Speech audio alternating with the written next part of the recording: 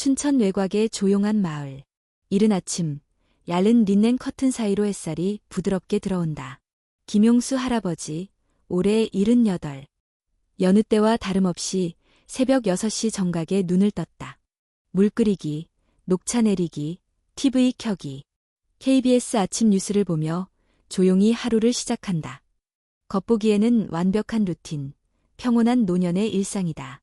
그러나 아무도 보지 못한 곳, 그 조용한 아침의 뒷면에는 고혈압이라는 침묵의 병이 서서히 그의 혈관을 압박하고 있었다. 김 할아버지는 혼자 산다. 아내는 5년 전 먼저 세상을 떠났고 두 아들은 서울에 직장을 두고 각자의 가정을 꾸렸다. 할아버지는 나는 아직 건강하니까 걱정 마라는 말을 자주 하며 아이들의 방문을 최대한 부담스럽게 여기지 않으려 한다. 하지만 지난 겨울 눈길에 미끄러져 넘어졌을 때 혼자서 30분 동안 바닥에 누운 채 겨우 휴대폰을 찾아 구조를 요청했던 일이 있었다. 다행히 큰 부상은 아니었지만 그날 이후 그는 어렴풋이 생각하기 시작했다. 과연 나 혼자 끝까지 잘 지낼 수 있을까? 대한민국의 고령화는 이미 빠르게 진행 중이다. 통계청에 따르면 2023년 기준으로 65세 이상 노인의 비율은 전체 인구의 17.5%를 넘어섰고 2035년이면 이 수치는 25%에 이를 것으로 전망된다.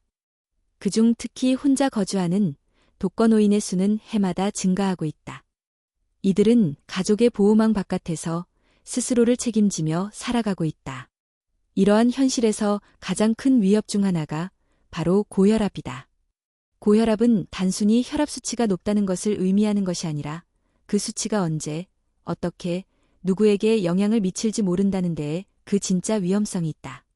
고혈압의 가장 큰 특징은 증상이 명확하지 않다는 것이다. 두통, 피로감, 어지럼증, 모두 나이 탓이라 생각하고 넘어가기 쉽다.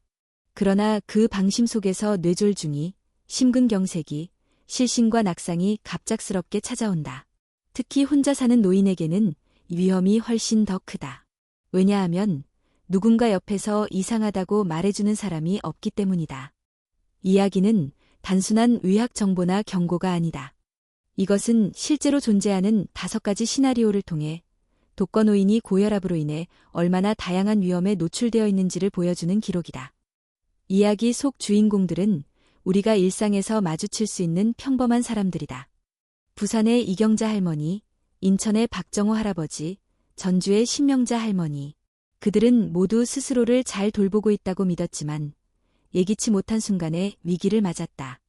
이 5가지 시나리오에서는 다음과 같은 상황들이 다뤄진다. 밤새 자신도 모르게 혈압이 급등하여 자는 중에 뇌졸중이 발생한 경우. 구조 요청을 하려 했지만 휴대폰이 멀리 있어 연락이 끊긴 상황. 약을 깜빡 잊었거나 2번 복용하여 위험해진 순간. 어지럼증으로 갑자기 중심을 잃고 쓰러져 혼자 일어나지 못한 사건. 단순한 피로로 여겼던 증상이 사실 중대한 전조였던 경우. 이 5가지 상황은 단순한 가정이 아니다. 우리가 흔히 마주할 수 있고 지금도 어딘가에서 벌어지고 있을 수 있는 현실이다. 하지만 절망만 이야기하려는 것이 아니다. 각 시나리오에는 반드시 해결책이 존재한다. 적절한 장비, 정확한 지식, 준비된 환경, 그리고 무엇보다 주변 사람들과의 연결이 있다면 이러한 위기는 충분히 예방 가능하다. 할아버지, 할머니들은 더 이상 스스로를 불쌍한 노인이라 여기지 않아야 한다. 자신의 건강에 대해 주체적으로 생각하고 스스로 위험을 파악하고 주변과 소통하며 도움을 요청할 수 있어야 한다. 그리고 우리 사회는 그들이 그렇게 할 수 있도록 도와야 한다. 가족은 매일 한 통의 전화로, 이웃은 문이 열리지 않는 아침의 직감으로, 지역사회는 맞춤형 건강 지원 프로그램으로 그들의 삶을 지킬 수 있다. 김용수 할아버지가 창밖을 바라본다. 산에는 아직 눈이 남아있고 길고양이가 창가를 서성인다. 그는 문득 생각한다. 오늘도 별일 없기를. 하지만 인생에서 별일은 예고 없이 찾아온다. 이제 우리는 준비되어야 한다. 그리고 준비는 지금 이 순간부터 시작된다. 부산 사하구의 한 빌라, 겨울의 끝자락. 이경자 할머니, 76세. 혼자 산 지 벌써 12년이 되었다. 남편이 떠난 이후 할머니는 스스로를 잘 돌보며 지내왔다. 매일 아침 일찍 일어나 쑥차를 끓이고 간단한 체조 후 텃밭에 물을 주는 삶. 고혈압 진단을 받은 지도 벌써 8년째지만 병원에서 처방해준 약은 하루도 빠짐없이 복용하고 있다. 나는 문제없어. 건강은 내가 제일 잘 알아. 이것이 할머니가 늘 입버릇처럼 하던 말이었다. 하지만 어느 날 아침 이웃 주민이 이상함을 느꼈다. 평소 같으면 7시쯤이면 마당에서 물을 주거나 담벼락 너머로 인사를 건넸을 할머니가 보이지 않았다. 문을 두드려도 대답이 없자 이웃은 경비원과 함께 문을 열고 안으로 들어갔다. 할머니는 침대 위에 누워 있었고 의식이 없는 상태였다. 119에 신고하여 병원으로 이송되었고 의사는 말했다. 야간 고혈압으로 인한 뇌졸중입니다. 발병 시점은 새벽 2시쯤으로 추정됩니다. 이경자 할머니는 수면 중 뇌졸중이라는 진단을 받았다. 가장 조용하고 평화로워야 할 시간, 가장 큰 위기가 찾아온 것이다. 야간 고혈압. 많은 사람들이 나대만 혈압을 관리하면 된다고 생각하지만 실제로 고혈압 환자의 상당수는 밤에 혈압이 더 높아지는 위험한 패턴을 보인다. 이것을 난디퍼 혹은 리버스 디퍼 패턴이라고 부른다. 정상적인 경우 밤에는 혈압이 10에서 20% 정도 낮아져야 하지만 일부 노인 환자는 오히려 밤에 혈압이 높아지거나 변화가 거의 없다. 그 이유는 다양하다. 수면의 질이 나쁘거나 수면 무호흡증이 동반되거나 혈압약의 효과가 저녁까지 지속되지 않는 경우 등이 있다. 특히 혼자 사는 노인에게는 이러한 변화가 더욱 위험하게 작용한다. 이경자 할머니처럼 자는 중에 이상이 생겨도 그 누구도 알아차리지 못하기 때문이다. 문제는 이처럼 조용한 발병이 매우 흔하다는 것이다. 대한고혈압학회의 조사에 따르면 고혈압 환자의 35% 이상이 야간 고혈압 소견을 보이고 이 중 절반은 이를 인지하지 못한 채 방치하고 있는 것으로 나타났다. 이러한 상황을 막기 위해선 무엇보다 사전 관리가 중요하다. 그리고 그 시작은 바로 자기 혈압 패턴을 아는 것이다. 우선 일반적인 혈압 측정만으로는 야간 패턴을 알 수 없다. 따라서 필요한 것이 24시간 혈압 측정기이다. 이 장비는 하루 동안 일정 간격으로 자동 측정을 하며 특히 수면 중 혈압 변화를 기록할 수 있어 야간 고혈압 여부를 정확히 파악할 수 있다. 병원에서 대여 가능하며 일부 보건소에서도 지원이 가능하다. 또한 최근에는 수면 중 혈압 측정이 가능한 스마트워치나 팔찌 형태의 헬스 디바이스도 출시되어 있다. 이 기기들은 심박수, 수면 단계, 산소 포화도 등을 동시에 측정하며 심각한 변화가 감지되면 사용자나 보호자에게 경고를 보낼 수 있다. 이경자 할머니 같은 독거 노인에게는 이러한 장비가 생명을 지키는 도구가 될 수 있다. 그 외에도 야간 고혈압을 예방하는 생활 습관 역시 중요하다. 저녁 식사는 너무 늦지 않게, 염분은 줄이기. 저녁에 카페인 섭취 피하기. 따뜻한 물로 목욕 후 수면 유도. 침실은 조용하고 어둡게, 적정 온도 유지. 혈압약 복용 시간 조절. 의사 상담 후 저녁 복용으로 변경 가능. 무엇보다 중요한 것은 혼자 사는 노인일수록 자신의 건강 상태를 주변과 공유하는 것이다. 건강은 개인의 일이지만 위기 상황은 공동체의 일이기 때문이다. 이경자 할머니의 경우 다행히 발견이 빠르게 이루어져 생명을 구할 수 있었다. 그러나 회복에는 오랜 시간이 걸렸다. 말을 전하는 데 어려움을 겪고 오른쪽 팔과 다리에 지속적인 재활이 필요했다. 그녀는 나중에 병원에서 이렇게 말했다. 내가 그렇게 건강하다고 자부했는데 한순간에 무너졌어요. 그날 밤 누가 옆에 있었다면 어땠을까 생각이 자꾸 나요. 이야기는 단순한 공포가 아니다. 이것은 몰랐기 때문에 벌어진 일이며 앞으로 알고 있었기 때문에 막을 수 있는 일이기도 하다. 오늘 밤 조용히 잠드는 당신의 가족 혹은 당신 자신에게도 그 위기는 찾아올 수 있다. 지금 우리가 할 수 있는 건 그 조용한 위협 앞에서 준비된 사람이 되는 것이다. 인천 남동구 박정호 할아버지 81세 30년 가까이 거주해온 아파트에서 지금은 혼자 살고 있다. 아내는 이미 몇 해 전 세상을 떠났고 두 자녀는 모두 외국에서 거주 중이다. 비대면 시대가 일상이 된 요즘, 박 할아버지의 하루는 스마트폰으로 시작해 스마트폰으로 끝난다. 뉴스를 보고 날씨를 확인하고 손주들의 사진도 종종 카카오톡으로 받는다. 겉으로 보면 디지털에 익숙한 노인이지만 이기는 바로 그 익숙함의 틈에서 시작되었다. 그날 아침, 평소보다 조금 늦게 일어나 몸이 무겁게 느껴졌다. 가슴이 답답하고 어지럼증이 살짝 있었다. 잠깐만 쉬면 괜찮겠지. 박 할아버지는 그렇게 생각하며 다시 자리에 누웠다. 하지만 상태는 점점 악화되었다. 심장은 빨라졌고 손끝이 떨리기 시작했다. 큰일이네. 전화라도 해야 하나. 그러나 문제는 휴대폰이 거실에 있다는 것이었다. 몸을 일으켜보려 했지만 중심을 잃고 침대 옆으로 쓰러지고 말았다. 그는 바닥에 누운 채로 팔을 뻗었지만 휴대폰까지는 도저히 닿을 수 없었다. 그 상태로 무려 2시간이 흘렀다. 다행히도 정기적으로 안부를 묻던 같은 아파트 이웃이 연락이 닿지 않자 직접 문을 두드렸고 경비원의 도움으로 문을 열어 구조할 수 있었다. 병원으로 이송된 뒤 의사는 말했다. 급성 고혈압 반응으로 인해 실신할 뻔했습니다. 조금만 늦었더라도 뇌졸중 위험이 있었습니다. 이 사건은 우리에게 한 가지 중요한 사실을 다시 깨닫게 한다. 몸이 아픈 것만큼이나 도움을 요청할 수 없는 상태는 더 위험하다는 것이다. 2022년 대한노인병학회 보고에 따르면 65세 이상 독거노인의 34%는 응급 상황 시 연락할 사람이 없다고 응답했다. 또한 전체 독거노인 중 4분의 1은 휴대폰을 항상 손 닿는 곳에 두지 않는다고 한다. 익숙함이 만든 무심함, 그것이 위기다. 그렇다면 이러한 연락 단절의 위험을 어떻게 줄일 수 있을까? 첫째, 휴대폰의 위치를 습관화해야 한다. 가장 기본이면서도 가장 중요한 습관이다. 자기 전에는 머리맡에 두고 일어날 때는 주머니나 앞치마에 넣어두는 것. 충전기 위치도 항상 일정한 자리에 고정해두면 위급 상황에서도 당황하지 않고 찾을 수 있다. 둘째, 단축번호 설정은 필수다. 요즘 대부분의 휴대폰에는 응급 연락 기능이 있다. 특정 버튼을 몇 번 누르기만 해도 가족에게 전화가 가도록 설정할 수 있다.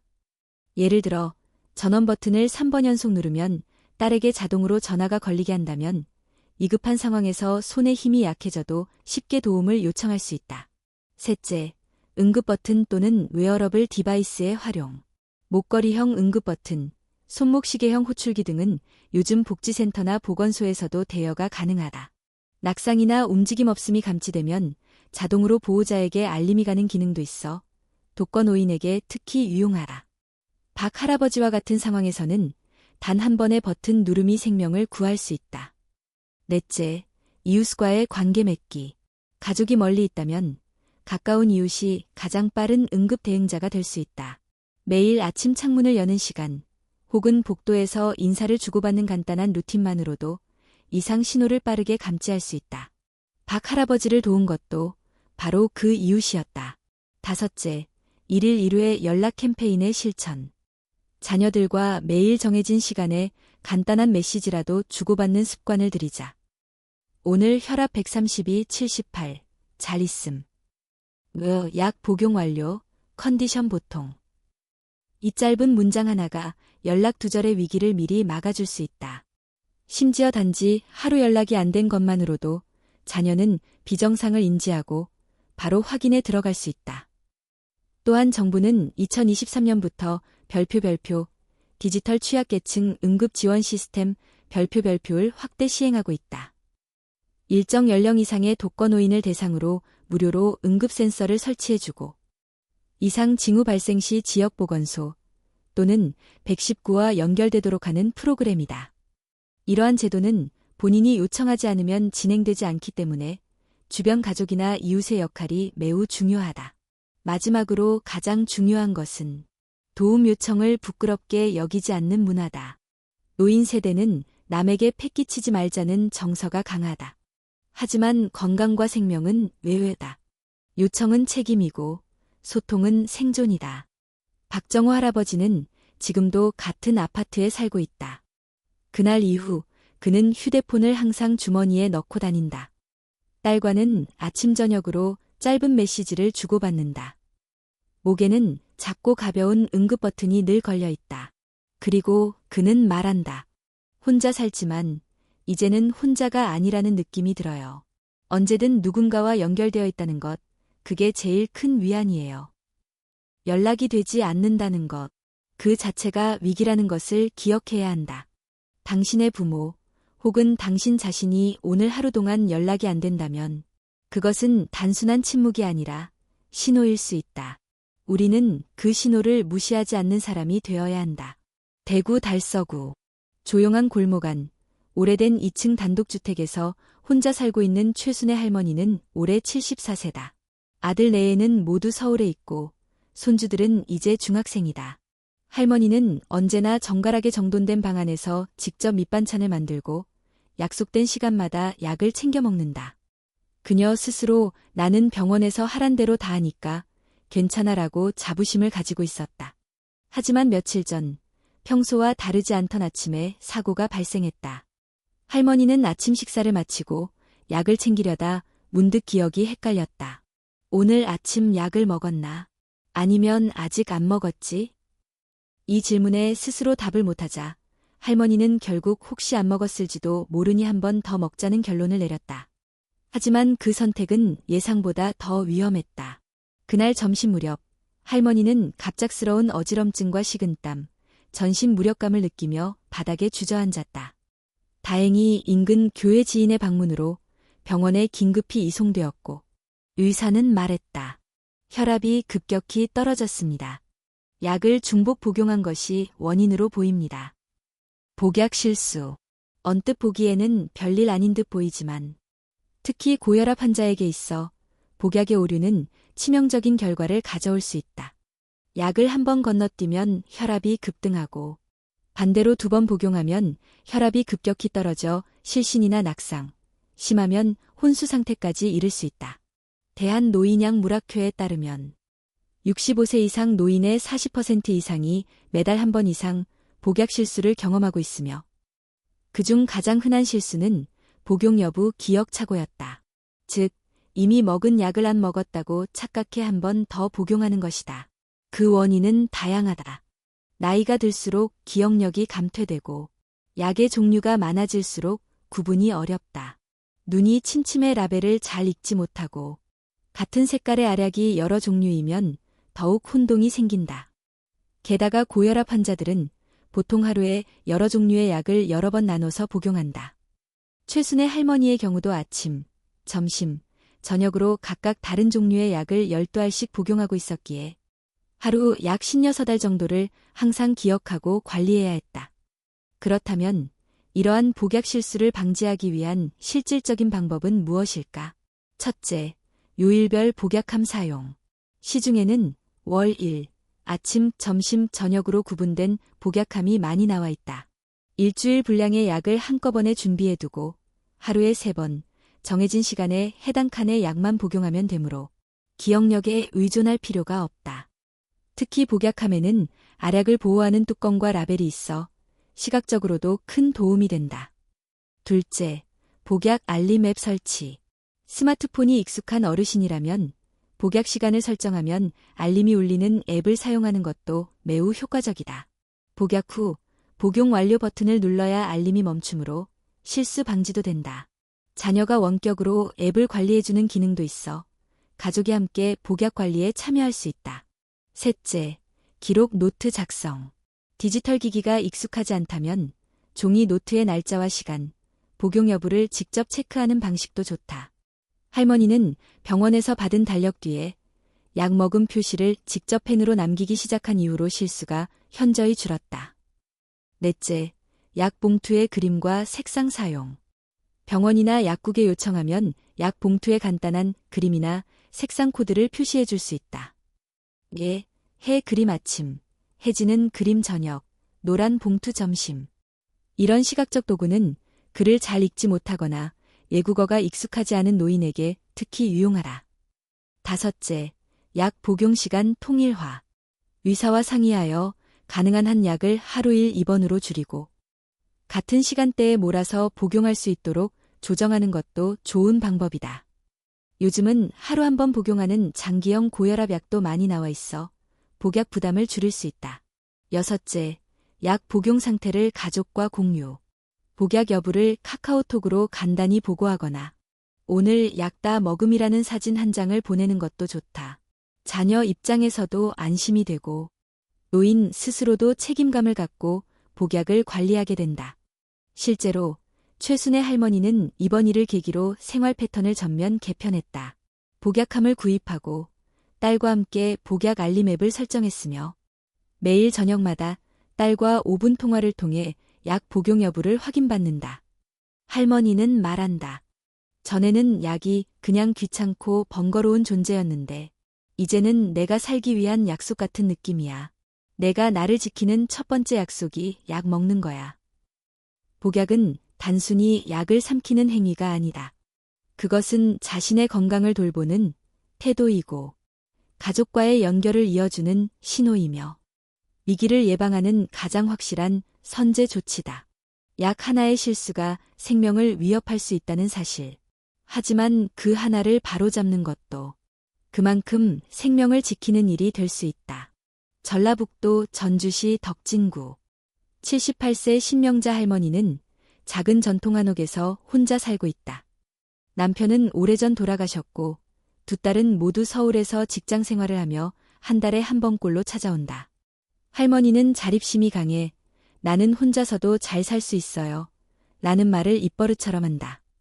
매일 아침 마당을 쓸고 라디오를 들으며 간단한 찬을 만들어 식사하고 정해진 시간에 고혈압 약을 복용한다. 하지만 이번에는 아무런 전조 없이 일이 벌어졌다. 2월의 어느 평범한 아침, 할머니는 평소처럼 주방에서 아침을 준비하고 있었다. 뜨거운 국을 덮이기 위해 가스레인지 앞에 서 있었는데 순간적으로 머리가 어지럽고 눈앞이 아찔해졌다. 앉으려는 찰나 중심을 잃고 그대로 바닥에 쓰러졌다. 뒤통수가 바닥에 부딪히고 왼쪽 엉덩이로 중심이 쏠렸다. 거센 충격에 정신이 잠시 혼미해졌고 스스로 일어나려 했지만 고통과 혼란 속에서 움직일 수 없었다. 핸드폰은 방 안, 너무 멀리 있었다. 그렇게 40여 분이 흐른 후 이웃 주민이 우연히 마당에 빗자루가 쓰러져 있는 것을 보고 이상함을 느껴 집 안으로 들어왔고 신할머니는 급히 병원으로 이송되었다. 진단 결과는 요추부 골절과 경미한 뇌진탕. 당장 생명의 위협은 없었지만 기존 고혈압 상태로 인해 회복이 더딜 것으로 판단되었다. 낙상 사고는 고혈압 환자에게 특히 위험하다. 단순히 뼈가 부러지는 문제를 넘어서 두부 외상, 척추 손상, 장기 뇌출혈 등 다양한 2차 피해로 이어질 수 있으며 한 번의 사고로 인해 장기간의 입원과 재활, 심지어는 거동 불능 상태에 이를 수도 있다. 세계보건기구 WHO에 따르면 노인 사망의 주요 원인 중 하나가 낙상이다. 특히 70세 이상 독거 노인의 경우 응급 대응이 늦어지는 경향이 있어 사망률은 일반 노인의 2배에 달한다. 낙상의 주요 원인은 다양하지만 고혈압 환자의 경우 혈압의 급격한 변화가 큰 요인 중 하나다. 아침에 일어났을 때, 갑자기 앉거나 일어설 때, 혈압이 급격히 떨어지거나 올라가면 뇌로 가는 혈류가 일시적으로 줄어들며 어지럼증, 실신, 균형 상실로 이어진다. 그렇다면 이 위험을 줄이기 위해 우리는 어떤 대비를 할 수 있을까? 첫째, 혈압 측정을 생활화하자. 특히 아침에 일어나기 전, 그리고 밤에 잠들기 전에 혈압을 꾸준히 측정하는 습관은 자신의 패턴을 파악하고 갑작스러운 변화를 감지하는 데 매우 유용하다. 신할머니는 이번 일을 겪은 후 아침마다 침대에 앉은 상태에서 혈압을 먼저 재는 것을 가장 먼저 실천하고 있다. 둘째, 집안 환경을 낙상 방지형으로 개선하자. 화장실, 복도, 주방 등 자주 이동하는 곳에 손잡이를 설치하고 바닥에는 미끄럼 방지 매트를 깔고 야간에는 센서형 조명을 설치하여 갑작스러운 이동 시 시야를 확보할 수 있도록 해야 한다. 특히 주방은 낙상 사고의 빈도가 높은 장소이므로 동선 정리와 방해물 제거가 필수다. 셋째, 움직임을 천천히 바꾸는 습관을 들이자. 아침에 눈을 떴을 때는 바로 일어나지 말고 먼저 한쪽으로 몸을 돌려 옆으로 누운 상태에서 팔을 짚고 천천히 상체를 일으킨 후 두 발을 바닥에 내리고 앉아서 잠시 휴식을 취한 다음 일어서는 것이 좋다. 이러한 단순한 동작 하나로도 어지럼증과 실신의 위험을 크게 줄일 수 있다. 넷째, 낙상 감지 디바이스를 활용하자. 요즘은 낙상을 감지하는 센서가 내장된 스마트워치나 목걸이형 디바이스가 많이 보급되어 있다. 낙상이 감지되면 보호자에게 즉시 알림을 보내거나 119와 연결되는 장치도 있다. 신체적 반응이 느린 노인에게는 이와 같은 장치가 말 없는 구조 요청이 된다. 다섯째, 하루에 한 번 정해진 시간에 이웃이나 가족에게 연락하기. 신할머니는 사건 이후 매일 오후 2시가 되면 맞은편에 사는 이웃과 창문을 열고 손을 흔드는 루틴을 만들었다. 오늘도 무사합니다. 를 몸짓으로 보여주는 이 습관은 말보다 더 강한 안부가 된다. 마지막으로 낙상의 두려움에 스스로를 가두지 말자. 많은 노인들이 한 번 낙상을 겪은 후 다시는 넘어지지 말아야지라는 생각에 외출을 꺼리게 되고 점점 몸을 움직이지 않게 되며 결국 더 약해지는 악순환에 빠지게 된다. 그러나 진짜 예방은 움직이지 않는 것이 아니라 안전하게 움직이는 법을 배우는 것이다. 신명자 할머니는 지금도 전주에서 혼자 살고 있다. 하지만 주방에는 손잡이가 생겼고 욕실에는 고무 매트가 깔려 있으며 팔목에는 낙상 감지 기능이 탑재된 건강밴드가 채워져 있다. 무엇보다 그녀는 더 이상 혼자라고 느끼지 않는다. 넘어졌을 땐 너무 두려웠어요. 하지만 그 일이 있었기에 이제는 어떻게 준비해야 할지를 알게 되었죠. 그게 저를 다시 걷게 만들었어요. 낙상은 단순한 사고가 아니다. 그것은 경고이며 전환점이 될 수 있다. 우리는 이 경고를 두려워하기보다 이제는 제대로 대응할 수 있어야 한다. 경기도 하남시의 한 조용한 주택가. 유남식 할아버지, 79세. 늘 정갈한 차림으로 동네를 산책하고 아침마다 신문을 챙겨 읽는 모습은 이웃들에게 늘 건강한 노인으로 기억된다. 그는 젊은 시절 교사로 일하다 퇴직했으며 현재는 아내와 사별한 후 혼자 살고 있다. 고혈압 진단을 받은 지는 벌써 10년이 넘었고 하루 2번 약을 복용하며 관리해왔다. 그 스스로도 말하곤 했다. 이 나이에 이 정도면 괜찮은 거지. 하지만 문제는 괜찮다는 말 뒤에 숨겨진 작은 증상들을 무시했다는 것이었다. 그날 아침, 유 할아버지는 평소보다 늦게 일어났다. 왼쪽 어깨와 목 뒤가 무겁게 뻐근했고 눈앞이 살짝 흐릿했다. 어제 잠을 설쳤나 보군. 그는 대수롭지 않게 생각하며 따뜻한 물을 마시고 라디오를 틀었다. 하지만 30분쯤 지나 말을 하려는데 발음이 꼬이고 입 한쪽이 잘 움직이지 않았다. 무언가 잘못됐음을 느낀 순간 손가락에 힘이 빠지며 컵을 떨어뜨렸다. 그제야 그는 본능적으로 119불을 눌렀지만 이미 입은 제대로 움직이지 않았고 말도 흐릿해져 주소와 이름을 제대로 전달하지 못했다. 구급대원이 도착했을 때는 발병 후 1시간 50분이 지난 후였다. 병원에 도착했지만 의사는 말했다. 현재 뇌경색이 진행 중이며 응급혈전용해제, TPA는 투약 가능 시간이 거의 지났습니다. 그 결과 유 할아버지는 오른쪽 반신마비와 언어장애를 겪게 되었고 재활치료를 위해 장기 입원이 필요했다. 이 사례는 많은 고령자가 흔히 겪는 별표 증상의 무시 또는 오판 별표로 인해 골든타임을 놓치고 결국 회복 불능의 결과로 이어지는 전형적인 패턴을 보여준다. 대한뇌졸중학회에 따르면 뇌졸중 환자의 약 30%가 증상이 시작된 후 3시간 이내 병원을 방문하지 못하며 이 중 절반 이상이 별표 초기 증상을 단순 피로, 나이 탓, 기분 탓 별표로 여겨 방치한 경우다. 특히 고혈압 환자의 경우 몸에 나타나는 작은 징후를 가볍게 여기는 경향이 많다. 왜냐하면 어지럼증이나 두통, 손발 저림 같은 증상은 이미 일상적으로 자주 겪는 것들이기 때문이다. 하지만 문제는 정말 위험한 신호도 그 일상적인 느낌으로 위장되어 다가온다는 것이다. 그렇다면 어떤 증상은 절대로 무시해서는 안 될까? 다음과 같은 징후는 뇌졸중 또는 심혈관계 응급 상황의 주요 경고 신호다. 갑작스럽게 한쪽 얼굴이 처지거나 웃을 때 비대칭이 생김. 팔이나 다리의 마비, 특히 한쪽만 힘이 빠짐. 말이 어눌해지거나 문장이 어색하게 나오지 않음. 시야가 흐릿하거나 한쪽 눈이 안 보이는 듯한 느낌. 걷다가 균형을 잃거나 중심을 잡기 어려움. 갑작스러운 두통, 특히 이전에 없던 강도의 통증. 이러한 증상이 나타났다면 즉시 패스트 기준에 따라 판단하고 지체 없이 119에 연락해야 한다. 페이스, 얼굴의 비대칭 확인.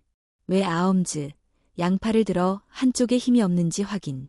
스피치, 말이 어눌하거나 이해되지 않는지 확인. 타임, 한시라도 빨리 응급 이송 조치 시작. 특히 혈전용해제, TPA는 발병 후 3시간 이내 투여해야 효과가 있으므로 시간은 단순한 수치가 아닌 뇌세포의 생존과 직결된 변수다. 그렇다면 유사 상황을 예방하기 위해 우리는 어떻게 준비할 수 있을까? 첫째, 응급 증상 리스트를 눈에 잘 보이는 곳에 붙이기. 냉장고, 전화기 옆, 침대 머리맡 등. 일상적으로 눈이 닿는 곳에. 이럴 땐 바로 119라는 제목으로 주요 증상과 대처 방법을 적어두자. 긴급 상황에서 혼란 속에서도 대응할 수 있도록 도와준다. 둘째, 응급 연락망을 체계화하기. 핸드폰 단축번호 외에도 이웃이나 단지 경비실, 보건소의 연락처를 미리 정리해두고 긴급 상황 시 연락이 가능하도록 하자. 셋째, 정기적인 건강 점검과 자가 진단 습관화. 아침, 저녁 혈압 측정, 손발 저림이나 언어의 흐릿함 체크, 두통의 변화 기록 등은 몸이 보내는 미세한 변화들을 조기에 포착하는 데 도움이 된다. 넷째, 가족과 증상 공유하기. 자녀와의 통화 중 요즘 왼쪽 어깨가 유난히 아프고 손끝이 자주 저려 같은 말을 단순 불편함으로 넘기지 않고 기록해두자. 이 작은 정보들이 응급 대응의 힌트가 될 수 있다. 유남식 할아버지는 현재 회복 치료를 받고 있으며 조카의 도움으로 작은 실버타운에 입주하여 생활하고 있다. 그는 말한다.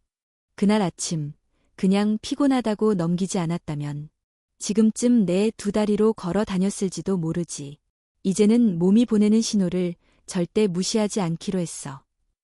노년의 건강은 갑자기 무너지는 것이 아니라 작은 경고들이 무시되며 서서히 무너지는 것이다. 이제 우리는 그 신호들을 인식할 수 있어야 한다. 늦기 전에 알고 있어야 한다. 그래야 우리는 스스로를 지킬 수 있다. 앞선 이야기들을 통해 우리는 5가지 주요 시나리오를 살펴보았다. 각각은 다른 상황이었지만 공통점은 분명했다. 모두 예방이 가능했다는 것, 그리고 모두 준비가 부족했다는 것이다. 그렇다면 이제 우리는 한 걸음 더 나아가야 한다.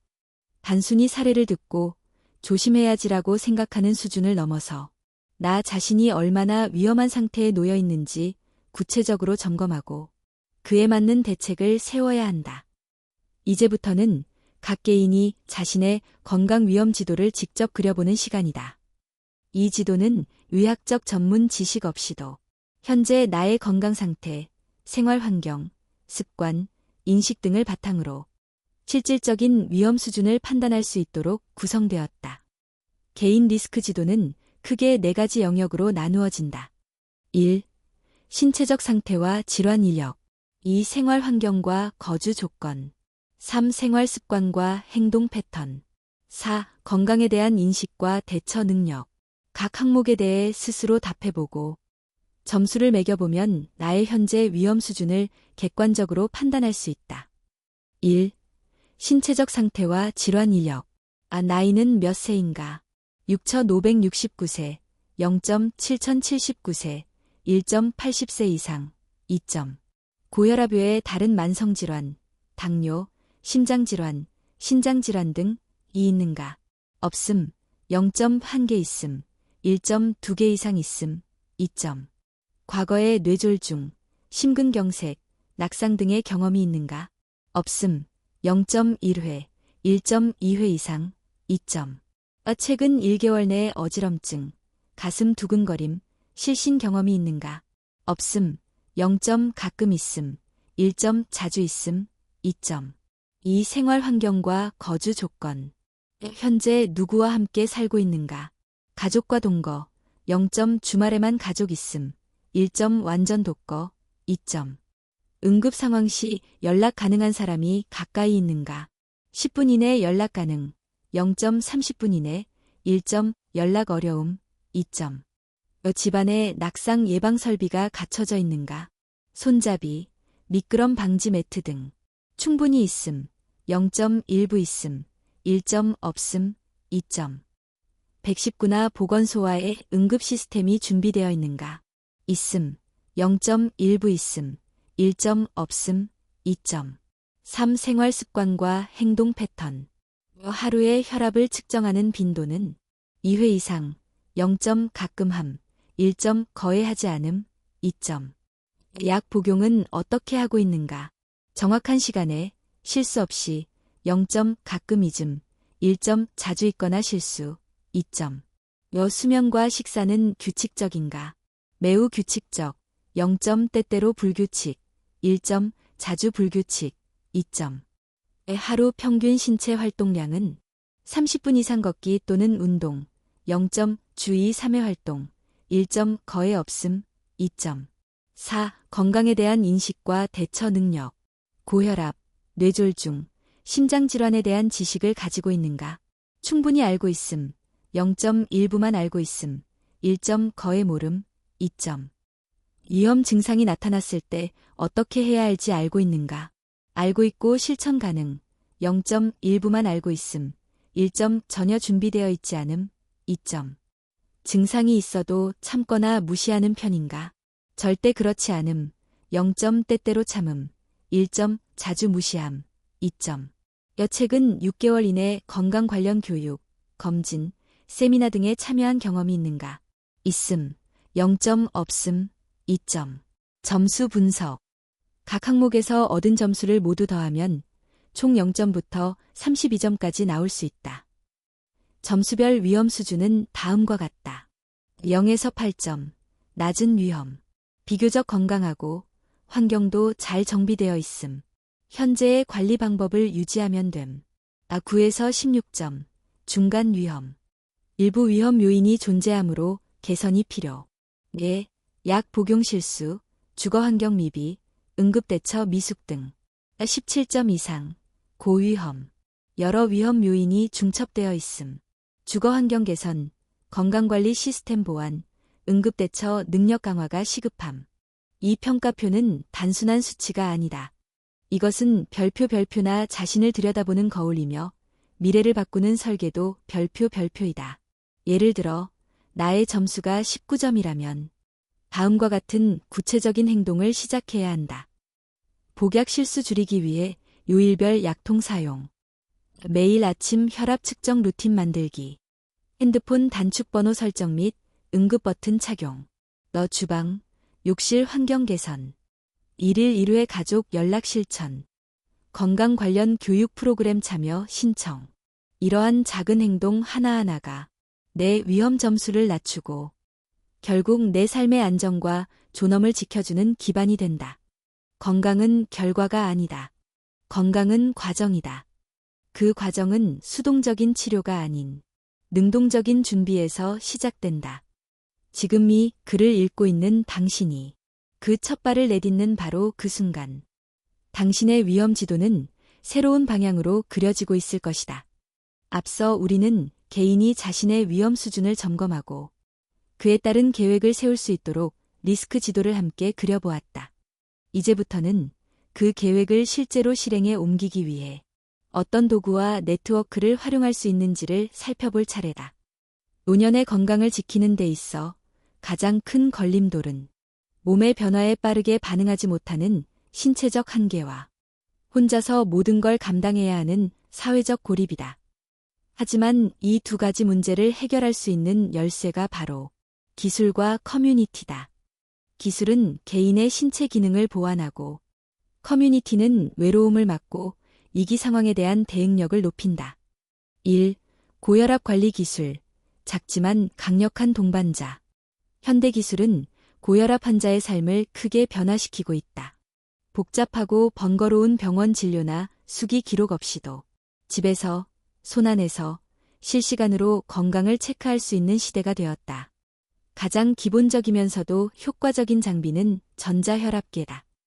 최근에는 어르신을 위해 제작된 자동형 혈압계들이 많다. 큰 화면, 음성 안내, 한 번의 버튼 클릭으로 측정, 최근 측정값 자동 저장. 이러한 기능들이 있어 누구나 쉽게 사용할 수 있다. 또한 일부 모델은 블루투스로 휴대폰 앱과 연동되어 데이터를 가족이나 의료진에게 자동으로 전송할 수 있다. 예를 들어 매일 아침 7시에 혈압을 측정하면 그 결과가 서울에 있는 딸에게 바로 전달되어 상태 이상을 감지할 수 있게 되는 것이다.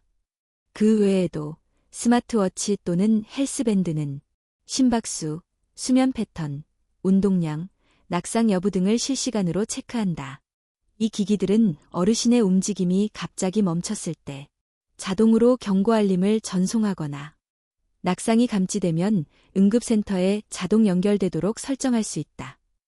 최근에는 AI 기반 건강 모니터링 플랫폼도 늘고 있다. 이 플랫폼은 혈압, 심박수, 수면 시간, 복약 여부 등 다양한 데이터를 종합 분석해 이상 징후가 감지되면 사용자와 보호자에게 경고를 준다. 이 복약 관리 기술, 약을 기억하는 또 다른 나. 복약은 고혈압 관리의 핵심이다. 하지만 기억력, 시력, 주의력 등이 떨어지는 노인에게 정확한 복약은 큰 도전일 수 있다. 이때 활용할 수 있는 기술적 도구들은 다음과 같다. 스마트 약통. 지정된 시간에 알람이 울리며 해당 칸이 열리고 약을 꺼내지 않으면 보호자에게 알림이 간다. 일부 제품은 약 복용 여부를 자동으로 기록해준다. 복약 알림 앱, 휴대폰 알람 기능을 넘어 복용 후 직접 확인 버튼을 눌러야 다음 알람이 울리지 않도록 설계되어 복용했는지 잊어버리는 문제를 방지한다. 약 이력 공유 시스템. 가족, 간병인, 주치의가 어르신의 복약 이력을 공유할 수 있도록 하는 플랫폼. 이상 복용이 감지되면 실시간으로 경고를 보낸다. 이러한 기술들은 약을 먹는 것 이상의 의미를 갖는다. 그것은 자신을 지키는 태도이며 위험을 예방하는 일상적인 실천이다. 3. 커뮤니티의 힘, 혼자가 아닌 삶. 기술이 아무리 발달해도 사람과 사람 사이의 연결을 완전히 대체할 수는 없다. 특히 고령자에게 가장 중요한 건 누군가 나를 보고 있다는 심리적 안정감이다. 최근 많은 지자체에서는 독거노인 돌봄 이웃 제도를 운영하고 있다. 주변 이웃이 하루 한 번 안부를 묻고 이상이 느껴질 경우 바로 신고하거나 확인하는 방식이다. 또한 보건소 방문 간호 프로그램을 활용하면 간호사가 주기적으로 가정을 방문해 혈압 체크, 약 복용 확인, 생활습관 상담 등을 해준다. 이 서비스는 특히 거동이 불편하거나 병원 방문이 어려운 분들에게 큰 도움이 된다. 지역복지관, 노인복지센터 등에서는 주 1회 이상 건강교육, 운동 프로그램, 혈압체크 행사 등을 진행한다. 이러한 장소는 단순한 정보 제공을 넘어서 어르신들이 서로 이야기를 나누고 정서적 지지를 받을 수 있는 공간이다. 예를 들어 매주 월요일 오전 10시에 열리는 고혈압 극복 걷기 모임은 같은 질환을 가진 이웃들이 함께 모여 하루 30분씩 걷고 혈압을 재고 서로의 건강 이야기를 나누는 자리이다. 이러한 모임은 치료 이상의 효과를 낸다. 4. 기술과 커뮤니티의 연결, 완벽한 시너지. 가장 이상적인 시스템은 기술과 커뮤니티가 동시에 작동하는 구조다.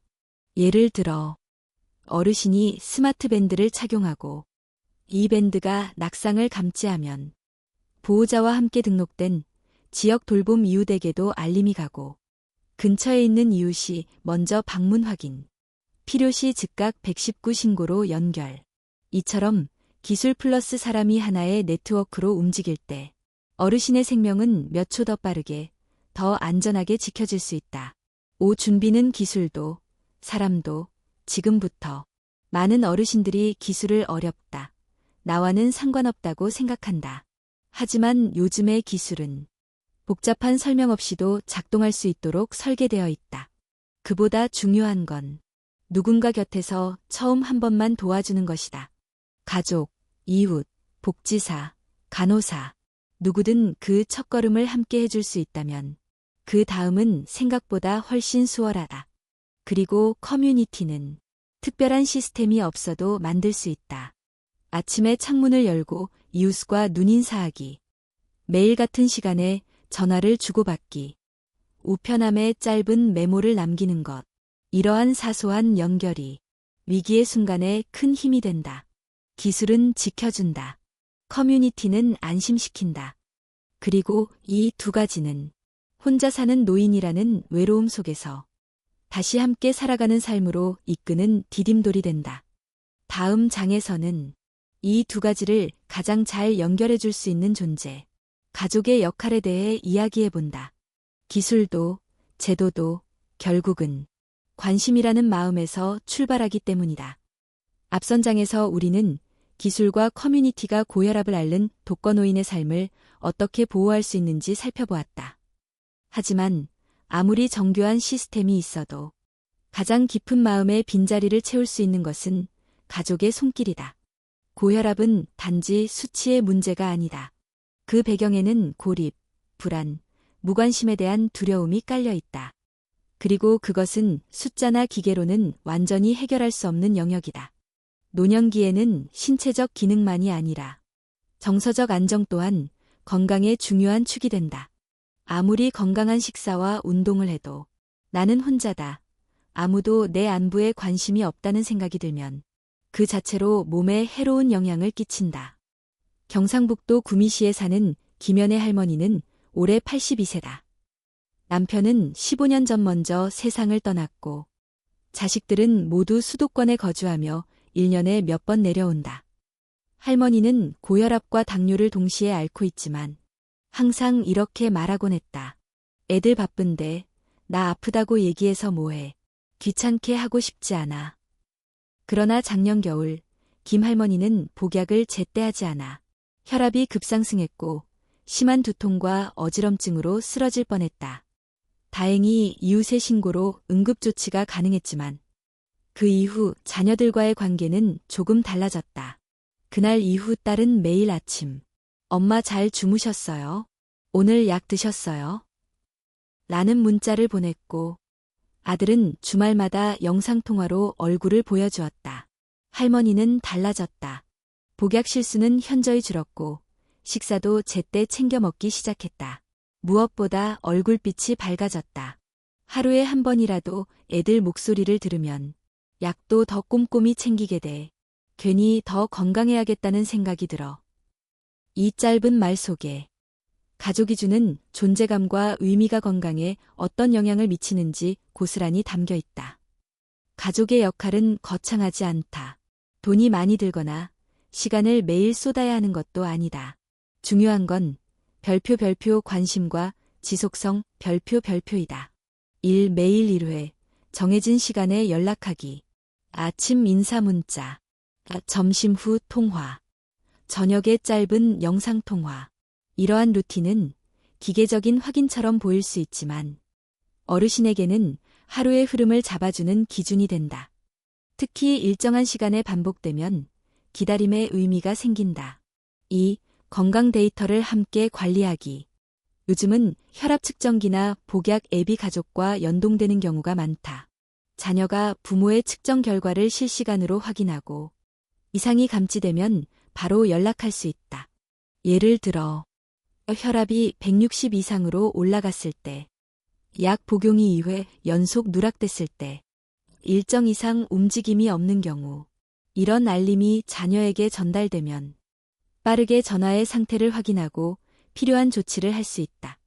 이것은 단순한 관리가 아니라 동행의 한 형태다. 복약을 돕는 작은 도구 마련. 요일별 약통. 눈에 잘 띄는 복약 포스터. 복용 체크리스트. 이런 것들은 자녀가 집에 방문했을 때 준비해 줄 수 있다. 특히 복약함은 색깔로 아침, 저녁을 구분해주면 어르신 혼자서도 실수 없이 복용할 가능성이 커진다. 또한 약 복용 후 자녀에게 복용 완료 문자를 보내는 루틴을 정하면 서로 안심할 수 있다. 4. 방문보다 관계 유지가 핵심. 자녀들이 직장 생활과 육아로 바쁜 것은 이해할 수밖에 없다. 하지만 부모가 원하는 것은 매주 찾아오는 것이 아니라 내가 여전히 그들의 삶 안에 있다는 느낌이다. 함께 찍은 사진을 카톡 프로필로 설정하기, 생일, 기념일마다 카드나 선물 보내기, 어머니가 만든 김치를 먹고 너무 맛있다고 인증샷 보내기, 이러한 사소한 표현이 쌓여 부모의 삶의 동기가 된다. 5. 부모를 건강의 동료로 인정하기. 많은 경우 자녀들은 부모에게 왜 약을 안 드세요? 운동 좀 하세요. 라는 식의 지시나 훈계형 대화를 하곤 한다. 하지만 그것은 부모에게는 스트레스이자 거부감이 된다. 대신 저도 요즘 고혈압 초기래요. 엄마랑 같이 혈압 재기 경쟁해요. 아빠, 오늘 저녁엔 제가 대신 물 많이 마실게요. 이런 식의 공감과 동반자 의식은 부모가 스스로 건강을 돌보는데 더 큰 자극이 된다. 건강은 혼자 관리할 수 있는 문제가 아니다. 특히 노년기에는 더욱 그렇다. 기술이 도와주고 커뮤니티가 뒷받침할 수 있지만 그 중심에는 별표 가족이라는 정서적 축 별표 이 반드시 있어야 한다. 하루에 한 번, 단 5분이라도 마음을 나누는 시간을 만든다면 그건 약보다 강한 치유가 된다. 다음 장에서는 이제까지의 5가지 시나리오와 해법들을 정리하며 고혈압과 함께 살아가는 삶, 특히 혼자 사는 노인이 어떻게 혼자가 아닌 삶을 만들 수 있는지에 대해 최종적인 메시지를 함께 나눌 예정이다. 이제 우리는 10개의 장을 지나 5가지의 실제 사례와 그에 대한 해결책, 예방 전략, 그리고 개인, 기술, 커뮤니티, 가족의 역할까지 모두 살펴보았다. 처음 조용히 시작되었던 이야기는 어느새 우리 모두의 삶에 대한 성찰로 이어졌다. 이제 이 마지막 장에서는 지금까지의 흐름을 정리하고 고혈압과 함께 살아가는 삶에 대해 가장 중요한 메시지를 다시 한번 되새기고자 한다. 고혈압, 침묵 속의 경고. 고혈압은 흔한 질병이다. 하지만 그 흔함이 오히려 위험을 무디게 한다. 두통, 어지럼증, 피로, 시야 흐림. 이런 증상들은 나이 탓이라며 대수롭지 않게 넘겨진다. 그러나 바로 그 작은 증상이 뇌졸중, 심근경색, 낙상, 실신으로 이어질 수 있다는 사실을 이제 우리는 너무 많은 사례를 통해 보아왔다. 고혈압은 소리 없는 질병이지만 우리 몸은 분명히 경고하고 있다. 문제는 그 경고를 읽어내는 능력과 준비의 여부다. 5가지 시나리오, 5가지 현실. 1. 야간 고혈압 잠든 사이의 위기. 자고 있는 동안 급격히 상승한 혈압이 뇌졸중으로 이어졌고 가족이 없던 독거노인은 다음 날이 되어서야 발견되었다. 2. 연락 단절, 구조 요청의 실패. 몸이 아프지만 휴대폰이 멀어 전화를 걸 수 없고 도움을 요청할 수 없어 응급 골든타임을 놓쳤다.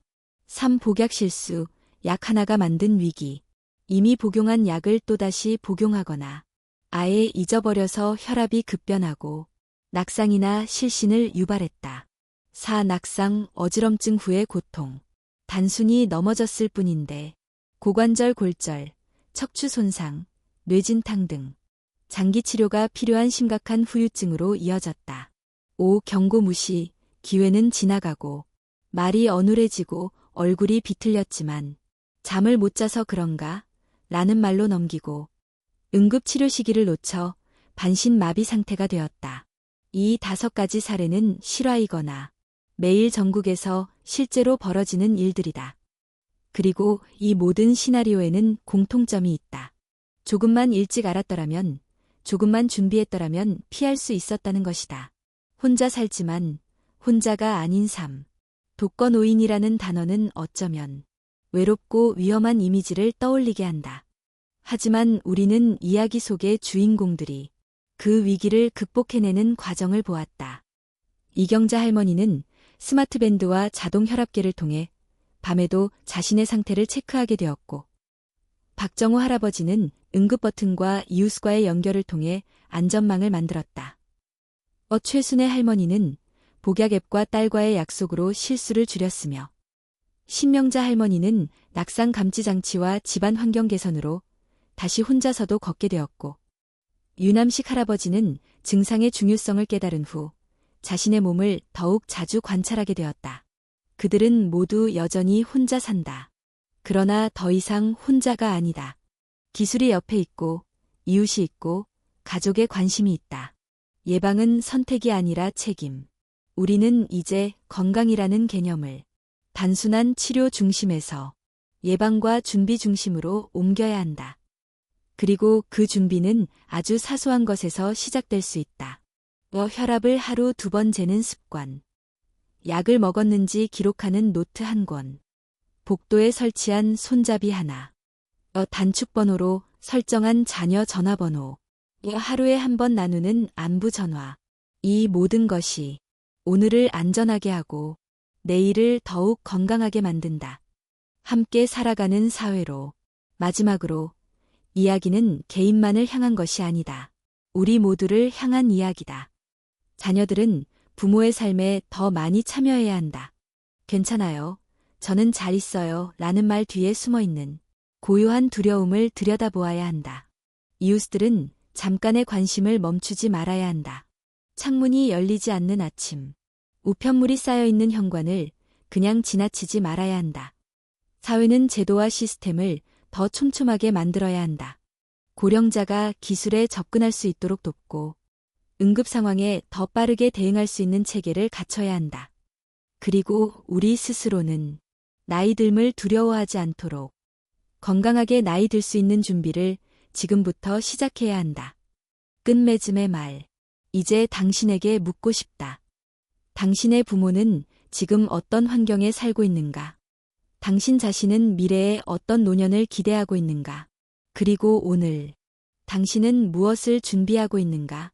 이 모든 질문에 대한 답은 거창한 결심이 아니라 하루에 1번의 실천으로부터 시작된다. 오늘도 당신의 안부를 묻는 누군가가 있다면, 그리고 오늘도 당신이 누군가의 안부를 묻고 있다면, 그것이 바로 혼자 살아도 혼자가 아닌 삶이다. 건강은 혼자 이루는 것이 아니다. 그것은 함께 만들어가는 일상의 결과다.